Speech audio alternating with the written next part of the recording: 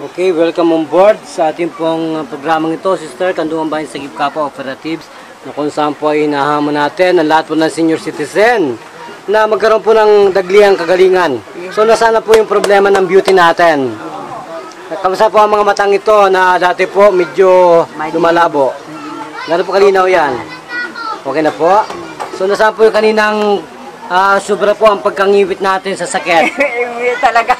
Ano po, ngayon po, nasaan na po? Wala na. Wala. Ilan po taong kayong pinapahirapan ng mga problemang ito ng arthritis, sister?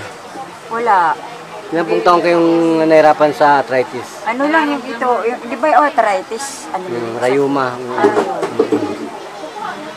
Ilan po taon na yun? Pabalik-balik lang? So ngayon po, ipadyak natin kung meron pa. Sige po, padyak po. Sana po yan, itapon. Yan. Natin.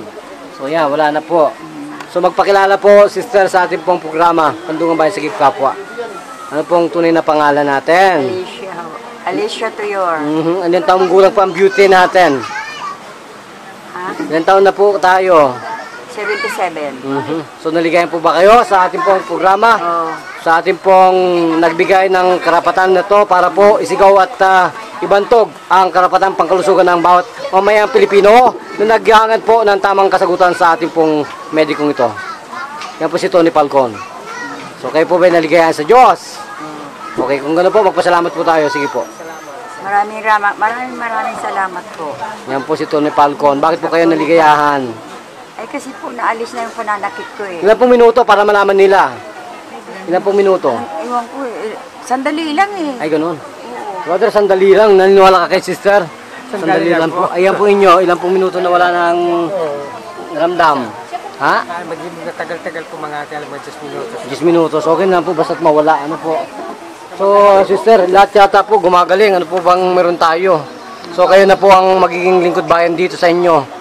Sampalin at pitikin po ang mga karamdaman na nagpapahirap sa ating pong mga kababayan at kalipi. Yan po yan, sister.